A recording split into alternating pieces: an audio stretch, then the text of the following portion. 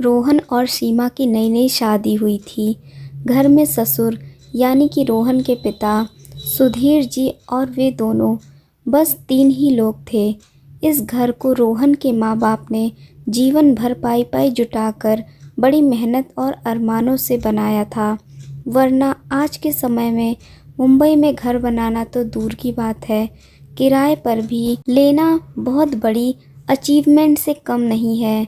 जब रोहन कॉलेज में था तब माँ उन्हें और दुनिया को छोड़कर जा चुकी थी। एक काम वाली बाई सक्कू थी जो सुबह से लेकर शाम तक उनके घर का सारा काम करती थी। नई नई शादी हुई थी, इसलिए सक्कू बाई का दिन भर घर में रहना सीमा को अपनी प्राइवेसी में बाधा सा लगता था। इसलिए अब सक्कू बाई सुबह खाना बनाना, कपड़े और पोछा करने के बाद चली जाती और वापस शाम को आकर खाना बनाती।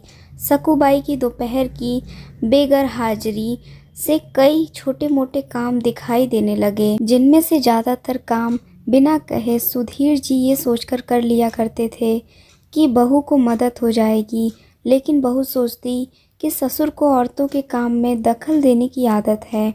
एक दिन मौका देखकर सीमा ने रोहन से कहा, क्यों ना हम बाबूजी को वृद्धाश्रम भेज दें। सिर्फ एक बार पैसा भरना पड़ेगा और उन्हें भी अपने उम्र के लोगों का साथ मिल जाएगा। हमें भी अपनी प्राइवेसी में के बारे में सोचना नहीं पड़ेगा। रोहन ने सीमा की बातों पर ज़्यादा ध्यान नहीं दिया। कुछ दिन ही बीते थे कि बाबूजी अपने दोस्तों के साथ हफ्ते के लिए टूर पर गए और इत्तेफाक से इसी दौरान सक्कू बाई भी छुट्टी पर थी। फिर क्या, सीमा को जैसी चाहिए थी वैसा समय मिलने लगा। अब रोहन रेस्टोरेंट में खाना खा लेता और सीमा का काम ऑमलेट, ब्रेड या मैगी से चल जाता। खाना बनाने की टेंशन नहीं थी, लेकिन घर में निकलने वाले सारे काम तो अभी भी करने भी थे। ससुर जी की गैर हाजिरी में सीमा को एहसास हुआ कि वह बिना कहे ही जो काम कर लिया करते थे उनसे कितना फ़र्क पड़ता है। हम इसी को एफर्ट कर सकते हैं। मोहन का यह व्यवहार सीमा के समझ में नहीं आया। वह चौंकते हुए कहती है, हमारे पास अपना इतना बड़ा घर तो है, फिर क्यों हम भाड़े से रहेंगे।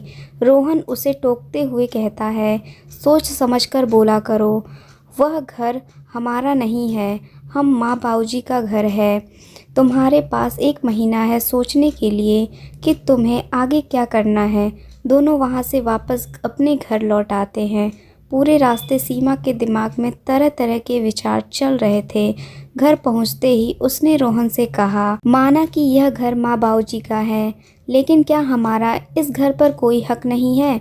रोहन ने कहा, बिल्कुल है, लेकिन माँ बाबूजी के बाद जब तक वह है तब तक तो नहीं। अगर तुम्हें हक समझ में आता है तो तुम्हें जिम्मेदारियां भी समझ में आनी चाहिए। सिर्फ हक के बारे में सोचकर और अपनी जिम्मेदारियां भूलकर स्वार्थी होना क्या भला अच्छा होता है। सीमा के पास रोहन के इस सवाल का कोई जवाब नहीं था।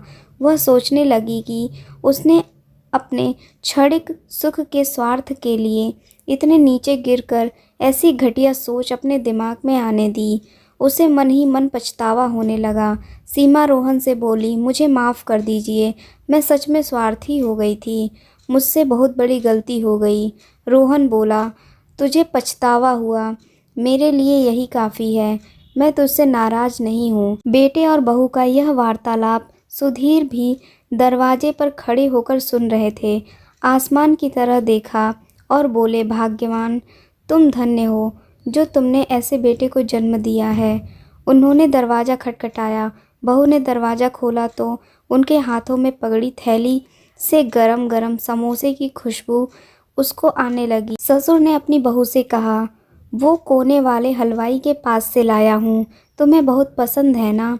सीमा को अपने ससुर के प्रति विचार और ससुर के उसके प्रति प्यार, उन दोनों का फ़र्क समझ में आते ही उसकी आंखों से पश्चाताप के आंसू और चेहरे पर अपने परिवार के प्यार के कारण मुस्कान आ गई। दोस्तों, अगर आपको यह कहानी पसंद आई हो तो वीडियो को लाइक और चैनल को सब्सक्राइब करना ना भूलें। धन्यवाद।